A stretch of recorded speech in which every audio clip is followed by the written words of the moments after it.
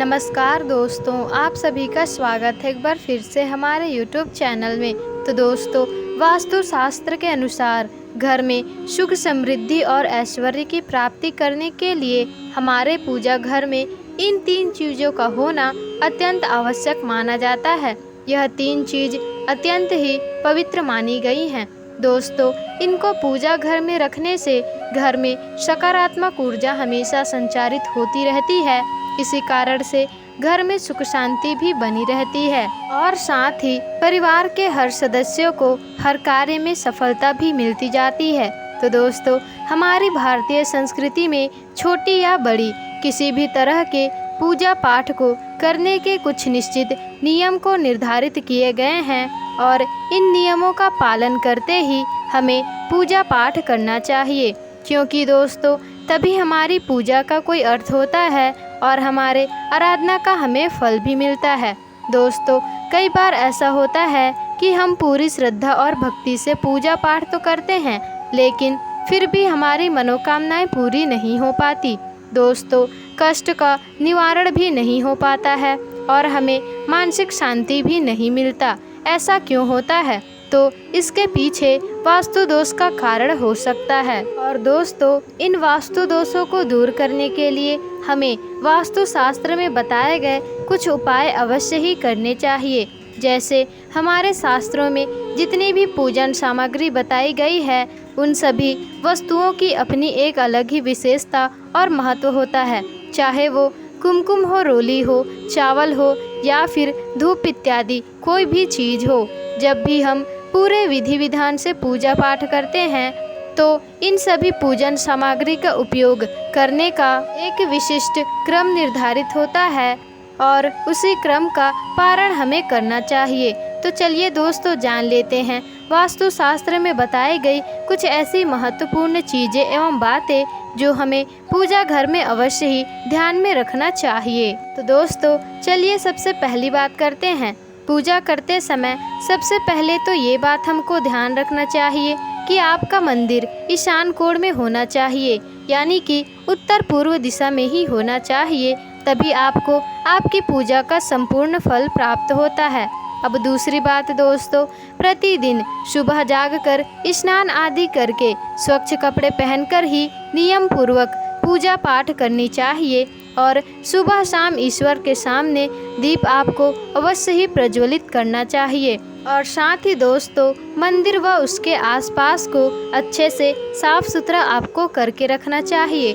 भगवान को नहलाकर कुमकुम का तिलक लगाकर फूल चढ़ाने चाहिए। हालांकि प्रत्येक घर में पूजा का अलग नियम होता है और उन्हीं को ध्यान में रखकर ही क्रमबद्ध तरीके से आपको पूजा करनी चाहिए। दोस्तों, अब तीसरी बात, कुछ मूर्तियां ऐसी भी होती हैं जिन्हें हमें पूजा घर में कभी नहीं रखने चाहिए, जैसे कि शनिदेव, भैरव, नटराज, माता काली। इनकी मूर्तियां पूजा घर में नहीं रखनी चाहिए अथवा किसी भी ऐसे देवी देवताओं की खड़ी मूर्ति या फिर क्रोध अवस्था में मूर्ति कभी नहीं रखने चाहिए। इससे पूजा घर का वातावरण उग्र बन जाता है और सकारात्मक ऊर्जा नकारात्मक ऊर्जा में बदल जाती है। इससे घर में परिवार में कलेश और अशांति का वातावरण बना रहता है। दोस्तों, अब चौथी बात है, याद रखें कि भगवान के नैवेद्य को कभी भी पूजा के पहले चखकर जूठा नहीं करना चाहिए। साथ ही भगवान पर चढ़ने वाले फूलों को या फिर धूप अगरबत्ती तथा किसी भी पूजन सामग्री को सूंघकर कभी नहीं देखना चाहिए, क्योंकि दोस्तों यह शास्त्रों की दृष्टि से अनुचित माना गया है। तो चलिए दोस्तों, आइए अब जानते हैं हमारे पूजा घर में कौन कौन सी चीज़ें अवश्य ही होनी चाहिए। तो सबसे पहली बात है कलश। दोस्तों, शास्त्रों में कलश को पूर्णता का प्रतीक माना गया है। चाहे वह सत्यनारायण की पूजा हो या फिर दीपावली या नवरात्रि हो, हर पर्व में या फिर किसी भी प्रकार के उत्सव हो, मांगलिक कार्य हो, कलश की स्थापना किए बिना सब कुछ अधूरा ही माना गया है। पूजा में कलश का उपयोग देवताओं का आवाहन करने के लिए किया जाता है। ईश्वर के सामने तांबे के कलश में पानी भरकर रखना इतना शुभ होता है कि यदि हम अपनी रोज की पूजा करते समय भगवान के सामने तांबे के एक कलश में पानी भरकर रखें तो उसका चमत्कारिक प्रभाव हमें अवश्य ही देखने को मिलेगा। इसलिए दोस्तों मुख्य रूप से कलश का ही उपयोग करें। कलश पर कुमकुम से स्वास्तिक चिन्ह बनाकर उस पर चावल चिपकाएं और मौली बांध दें। फिर कलश में शुद्ध पानी भरकर उसमें थोड़ा सा गंगा जल मिला दें। कलश को भगवान के दाईं ओर रखें। भगवान की पूजा करते समय कलश की पूजा करें।